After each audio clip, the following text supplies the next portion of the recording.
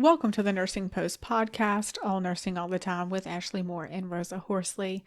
Our goal is always to inform and start conversation. But in today's episode of the Nursing Post, we are going to discuss superstitions in nursing as Halloween is right around the corner. I feel like I should be doing a like an evil laugh to prep for this episode. As a nursing student, from the moment you graduate and hit the floor to work, you have heard of some of the strangest superstitions that nurses talk about, from the horrors of the full moon, the rule of threes, the Q word. There was actually a randomized controlled study done in 2019 that debunked the Q word of holding any power, but nurses everywhere, I'm pretty sure, still swear by it. Absolutely. But this episode is not for studies necessarily, but more a light-hearted conversation on a couple of superstitions that we found to be most interesting. The first one, I think we've all heard about. Yes. Broken heart syndrome. Yes. So I was telling Ashley the other day of this couple that used to live across the street from myself when I was younger. And literally their names were Dick and Dot. I'm not making it up. It's so cute. To me, that's like so 1950s, but they were cute too. So Dick and Dot passed away, and that left Dick literally all alone. And after having to sell his house because it was too much for him to do by himself, he ended up moving into a retirement community. And a couple of months after, he had passed away. And we were told it was because of his broken heart. It's so sad. It is an actual syndrome. It's also called stress-induced cardiomyopathy. And it strikes even the most healthy of people. In broken heart syndrome, a part of your heart temporarily enlarges and doesn't pump well, while the rest of your heart functions normally, with even more forceful contractions. Researchers are just starting to learn the causes and how to diagnose and treat it. They believe that women are more likely than men to experience the sudden, intense chest pain, the reaction to a surge of stress hormones that can be caused by an emotionally stressful event. Some of these potential triggers and risk factors include the death of a loved one, a frightening medical diagnosis, domestic abuse, losing or even winning a lot of money. Can you imagine like scratching a ticket and, like winning a large amount of money? I would love to imagine myself doing that and it happening. I don't get so excited about it that, it gives, That you have me to give it heart to the problems. hospital? Yeah, like the money can be a good thing, but apparently can also be a bad thing. So having like very strong, forceful arguments, a surprise party, public speaking, and I can kind of see where the anxiety and the jitters, you've stressed yourself up, especially, this is a phobia stuff. Yeah, public speaking is an actual phobia. Of course, losing a job or financial difficulty, the stressors from divorce, and physical stressors such as an asthma attack, COVID-19 infection, even a broken bone or major surgery. It's also possible that some drugs may cause broken heart syndrome by causing a surge of stress hormones. And some of these drugs are known to be like uppers. Yes. Amphetamines, your Stimulants, your EpiPens. Sure. And the bad news is that broken heart syndrome can lead to severe short-term heart muscle failure. But the good news is that broken heart syndrome is usually treatable, and most people who experience it make a full recovery within weeks, and they're at a low risk for it ever happening again. Although there are rare cases where it can be fatal. So you want to be aware of the signs and symptoms of broken heart syndrome, which does kind of sound like a lot of other heart symptoms. chest pain, shortness of breath, and arrhythmias, which is irregular heartbeats. Mm-hmm. Treatment is usually a coronary angiography, which is a test that uses dye and special x-rays to show the insides of your coronary arteries. Other diagnostic tests, such as blood tests, EKG, echocardiographs, and, other painless testing like Right. MRIs, can be used for treatments and for diagnostic reasons. And you also want to make sure that you're keeping tabs on your heart health, that you're following all the recommendations of your care providers, whether it's your primary, whether it's your cardiologist. And you want to make sure that if you've had an episode of broken heart syndrome, that you're followed up with having an echo, and talk to your doctor about how often you should be scheduling your follow-up visit. So that's at least one superstition that nurses have with the broken heart that is true. It's true. Found this to be kind of interesting is what we would call witching hour, which most facilities would say is about 4 a.m., give or take. Some do 3, depending upon, I think, where you're at. But what they state is that patients are more prone to die at that time. And so I was like, okay, well, let's see. Is this true? When do most people die? And is there really a thing as witching hour that comes like those early morning hours? And actually, there was a study done in New York City looking at close to 5,000 disease-related deaths. So these are people that were in the hospital because of a problem. Mm-hmm. There was a 60% rise in mortality between 2 and 8 a.m. So, yeah. There's some science behind this. There's some science behind it. What I found to be even more interesting is that these findings go back to the late 1800s. So it's not new. No, this is This is something that's bedded in Yeah. history. Like, it's something that's not going away. And so that got me thinking about the fact that that's true. Well, what else can I know about death and when people die? So, down the rabbit hole I went. So this is going to get off the witching hour a little bit because that's how my thought process is. And because this was an episode that was supposed to be fun, I just let it happen. Yeah, go for it. I'm ready. So when you're older, you are 14% more likely to die on your birthday. I did not know that. You are 13% more likely to die after a paycheck if you are a senior on Social Security, you work in the military, you receive a taxable like a rebate check, like a tax refund. Thank you. And that was after 2001. Something's happened that after 2001, if you get a tax refund, you're more likely to die after getting that. It's like the lotto. It's like really the lotto thing. And then the last little category was Alaskans who receive the dividends from the permanent fund. So if you're any one of those 4, you are more likely to die after getting a paycheck. So if you can make it a couple of days afterwards, I think you're pretty good. I think it's within 3 days is what I read. Wow. I was like, that kind of sucks. You get paid and then you die. Oh, have your wills ready. That's the only thing I can say, because I'm telling you, people squabble. Well, and then I was like, seniors, on Social Security, they only get paid once a month. I just find it weird because it's the same payment with SSI. So it's not like they get this. There's no variability. Yeah, Correct. it's not like they're getting this large sum of money unless it's their first SSI check. Nope. Sometimes they do backdate that and give you a lump sum. Nope. But good grief. So I was just like, eh. So then thinking about the witching hour, well, when do most people die? And the answer to that question is actually 11 a.m. There was a study that I had read. I think I actually read it a couple of times. And it was done by a neurology and neuroscience professor at Harvard. And his credentials go on and on. But it's Clifford Saper. So if you want to look at it, you can for the whole thing. So people are pretty much genetically, they go into 3 categories. You have the category of AA, GG, and AG.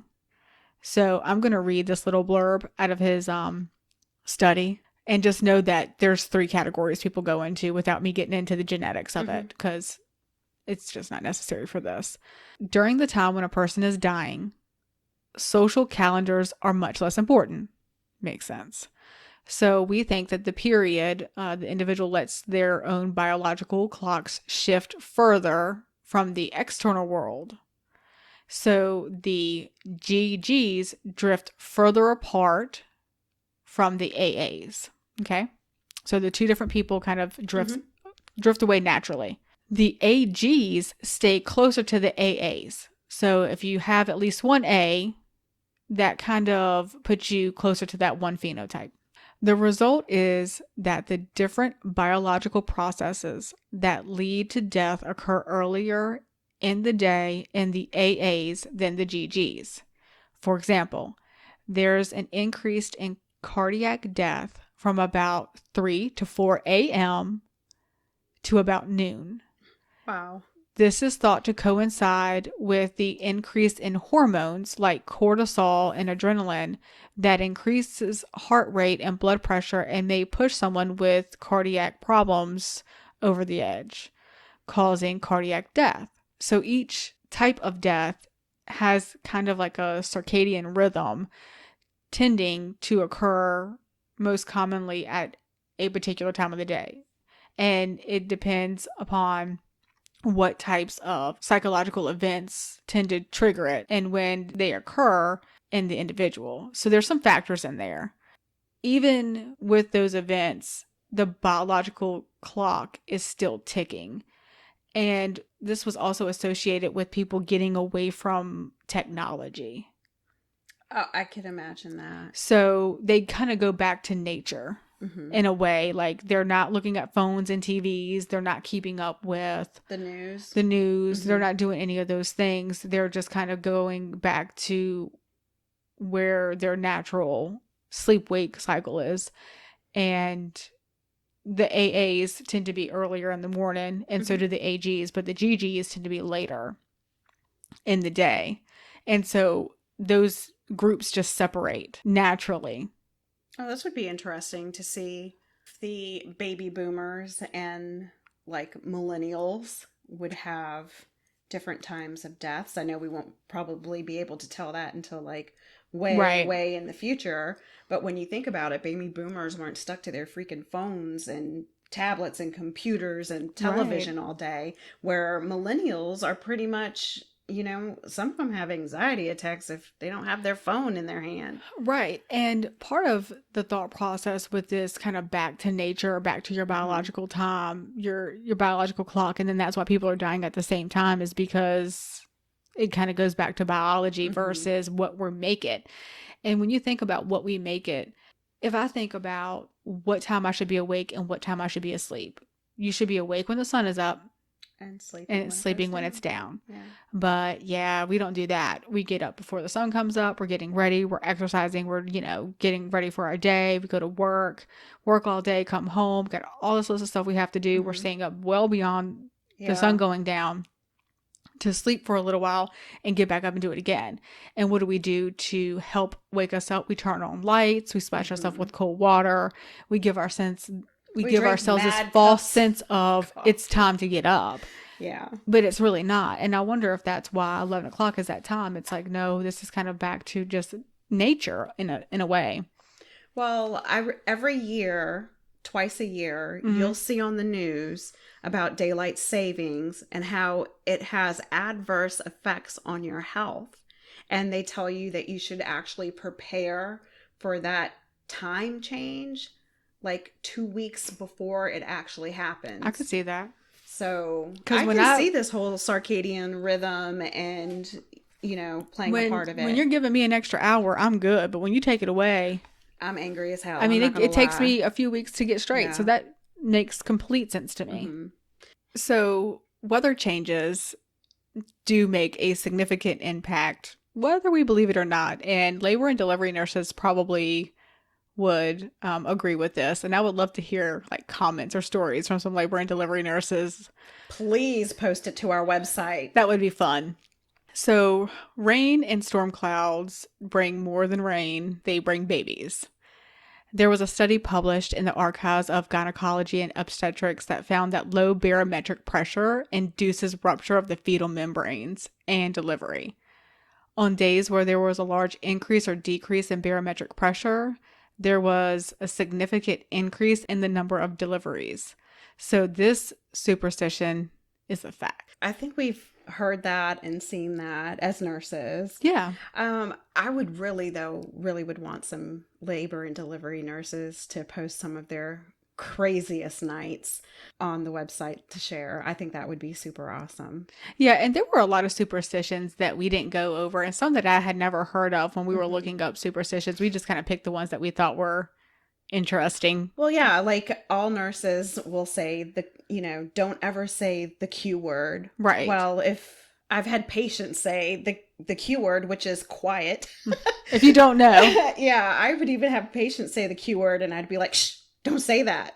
Because every time you say the word quiet, that's when the call bells go off, the phones go off the hook, everything under the moon happens when somebody says the Q word. And that's just one of those things. Yeah, I might have read a study that said it won't true. And I'm like, yeah, I don't believe it. Yeah, personal experience says different. And then another popular one, the rule of threes that we kind of talked about. Right. In the beginning, like some people believe that bad things happen in groups of threes. Right. And working in SNF unit and assisted living, we so believe that if one patient passed and then two more were coming, passed, the third one was coming. Right. Like it's a superstition, and I know it makes no sense, but that's the whole point. It's experience, right? Absolutely. Well, and just like with full moon, I don't care what any study says, because I was not a believer in any effects that the moon had on anything until I worked in a nursing facility. And I remember walking in one day and I'm like, what is wrong with all of these patients? And I remember there being an older lady there. She'd been there for years and she laughed. She said, girl, you knew. And I'm like, what are you talking about? And she's like, it's a full moon. I'm like, what does that have to do with anything? She's like, everything. It has everything to do with it. So I used to work for this doctor. And every time I think about him, I like kind of laugh and giggle because I would literally count the days of the year in which Friday the 13th happened, because he would cancel all of his clinic and surgeries that day. And I would use those days as bonus days to catch up. So like I would purposely not ask off on that day so that I would have like a pretty easy day. Well, yeah, that's just good planning. But how many places don't have a 13th floor? It's true. Or a number 13 room? Absolutely. It's true. Motels or hotels usually don't have a 13. There's no 13th floor. So, I mean, somebody believes it somewhere. Right. I mean, I think even hospitals skip 13 for that reason. There's some fact behind it. I can't tell you what it is because when we researched it, we couldn't find any, but we believe some of it to be true. Right. Well, I just know I'm not going to jinx myself if I don't have to. No. I don't have to believe it, but I'm going to respect the superstitions. Yeah. Like I feel like after working with that particular provider, I'd probably not do surgeries on Friday the 13th either. But I have a feeling he also was one of those who did not walk under ladders and probably freaked out when he saw a black cat crossing his path. Right. Okay. We all have those types. I'm just saying. So whether you believe in superstitions or not, beware. Because this Halloween, there will be a blue full moon visible to the whole world for the first time to see since World War II in 1944. And studies have shown that even though the superstition is just that, a superstition, 40% of healthcare workers still believe the effects of the full moon. So Halloween is sure to be fun this year. But for all of you superstitious nurses out there, be sure to wear your lucky socks and carry your lucky charms this Halloween. As always, we will link our resources from this episode to our show notes on our website, thenursingpostpodcast.com. We would love for you to join the conversation by leaving your comments and suggestions there too. Please subscribe to our podcast and listen to us on your favorite platform. You can also follow us on social media. Thanks again for listening to the Nursing Post Podcast.